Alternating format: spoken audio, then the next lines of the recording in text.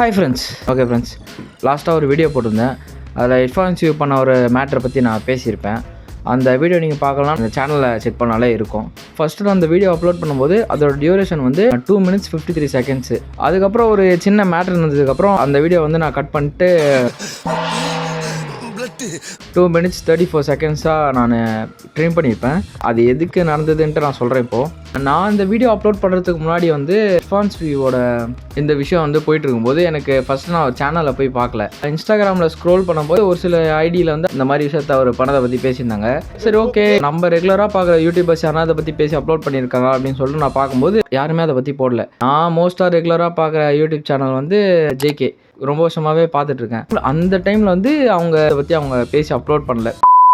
அதுக்கப்புறம் வந்து சரி, ஓகே, இதை பற்றி எனக்கு சரியாக தெரியல அப்படின்னோடனே நான் ஸ்ட்ரைட்டாக அவரோட சேனல் ரெஸ்பான்சிவ் சேனல்லே போய் பார்த்தேன். அதில் பார்த்துட்டு அதில் எனக்கு என்ன தோணுச்சோ அதை தான் வந்து நான் என்னோடய யூடியூப்பில் அப்லோட் பண்ணியிருப்பேன். நான் அப்லோட் பண்ணதுக்கப்புறம் ஒரு நாள் கழித்து தான் ஜேகே வந்து ஒரு வீடியோ போட்டிருந்தார். Like copyright strikes and response view issue அப்படின்னு சொல்லிட்டு ஒரு வீடியோ போட்டிருந்தாரு. சரி, ஓகே, அதில் நான் எப்பயுமே பார்க்குற மாதிரி நான் போய் பார்த்தேன். அப்போ தான் எனக்கு ஒரு சில மேட்டர்லாம் தெரிஞ்சுது. அவங்க ரீசெண்டாக பண்ண அந்த ஒரு மேட்டரை வந்து யாருனா பேசி அது தப்பாக கிரிட்டிசைஸ் பண்ணி வீடியோ போட்டவங்களுக்குலாம் காப்பிரைட் ஸ்ட்ரைக்ஸ் கொடுத்தாங்க அப்படின்னு சொல்லிட்டு அதை பற்றி அவர் பேசியிருந்தார்.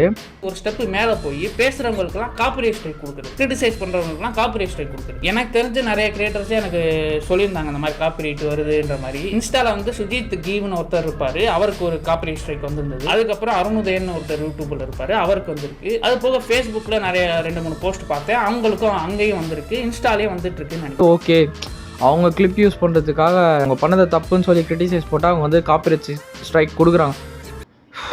என்ன எனக்கு ரொம்ப ஜாம் ஆகுது. அவங்க பண்ணது தப்பு அப்படின்னு சொல்லிட்டு நம்ம கிரிட்டிசைஸ் பண்ணால் அதை வந்து அவங்க காப்பிரைட் ஸ்ட்ரைக் கொடுக்குறாங்க அப்படின்னு சொல்லிட்டு எனக்கு புரிஞ்சுது. ஆப்வியஸாக அது அவங்களோட கிளிப்பு, அவங்க அதை காப்பிரைட் ஸ்ட்ரைக் கொடுக்கலாம். பட் ஆனால் அதில் ஒரு என்ன பிரச்சனைனா, அவங்கள ப்ரைஸ் பண்ணியோ இல்லை அவங்கள பற்றி வந்து தப்பாக பேசாமல் அவங்கள நல்ல விதமாக அவங்கள பற்றி நம்ம பேசி அவங்க கிளிப் யூஸ் பண்ணால் அதுக்கு வந்து கொடுக்க மாட்டாங்க. நான் எங்கள் தேவா வீடியோ எங்கண்ணா இருக்கு? தேவானா கரெக்டாக கேட்டுக்கிறேன் தம்பி. போவாத, நான் சொல்றேன். சொல்லு. அந்த சமுத்திரத்துக்கிட்ட அவனை பத்தி கேட்டனா அந்த கடல் கூட அவனை பத்தி சொல்லும். ஆனால் கட்சி வரைக்கும் நீ சொல்ல மாட்டல. இதே அவங்க பண்ணுறது தப்புன்னு சொல்லி நம்ம கிரிட்டிசைஸ் பண்ணி அந்த வீடியோ பார்த்தா அதுக்கு ஸ்ட்ரைக் கொடுக்குறாங்க அப்படின்ட்டு அந்த வீடியோலேயே அவர் சொல்லியிருப்பாரு. இது எப்படி இருக்குன்னா, அவங்க பண்ணுறதுக்கு எல்லாத்துக்குமே வந்து நம்ம ஓகே சூப்பர் எல்லாமே கரெக்டு தான் அப்படின்னு சொல்லிட்டு அவங்க சொல்லணும் அப்படின்னு நினைக்கிறாங்களா என்னன்னு தெரியல. இதெல்லாம் எதுக்குடா நீ பேசுகிற, இதெல்லாம் நீங்கள் கேட்கலாம். வந்து ஒரு ரொம்ப சின்ன சேனல் தான், ஒரு 237 சப்ஸ்கிரைபர்ஸ் இருக்க சேனலாகவே இருந்தாலும் நான் வந்து இந்த சேனலில் தனியாக தான் ஸ்டார்ட் பண்ணேன். கன்சிஸ்டன்ஸாலாம் போடல. நான் அப்போ வந்து மியூசிக் கொஞ்சம் கற்றுக்கிட்டு இருக்கும்போது என்னோட மியூசிக் ரிலேட்டடான வீடியோஸு, ஃபாங்க்கு இதெல்லாம் சொல்லிட்டு அப்லோட் பண்ணிட்டு இருந்தேன். அதே பார்த்தீங்கன்னா வருஷத்துக்கே ஒரு 3 வீடியோ 4 வீடியோ அப்படி தான் அப்லோட் பண்ணுவேன்.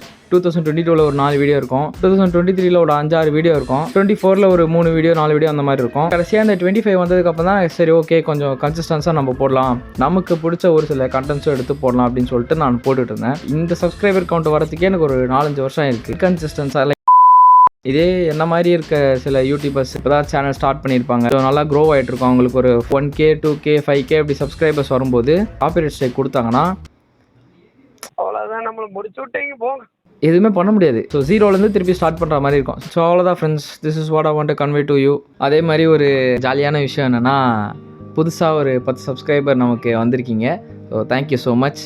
அந்த வீடியோ நான் போடுறதுக்கு முன்னாடி வந்து 227 தான் இருந்தது எனக்கு சப்ஸ்கிரைபர்ஸு. இப்போது 237 இருக்குது. அதே மாதிரி இன்னொரு விஷயம் என்னென்னா, நான் திருப்பி ஒரு மியூசிக் ரிலேட்டடான கண்டென்ட்ஸ் அப்லோட் பண்ணலான்னு இருக்கேன். அதுலேயும் சின்ன கரெக்ஷன்ஸ் இருந்தால் சொல்லுங்கள், நான் அப்டேட் பண்ணிக்கிறேன். ஸோ தேங்க்ஸ் டு ஜேகே, அவரால் தான் இந்த காப்பிரைட் ஸ்ட்ரைக் இஷ்யூலாம் எனக்கு தெரிஞ்சுது.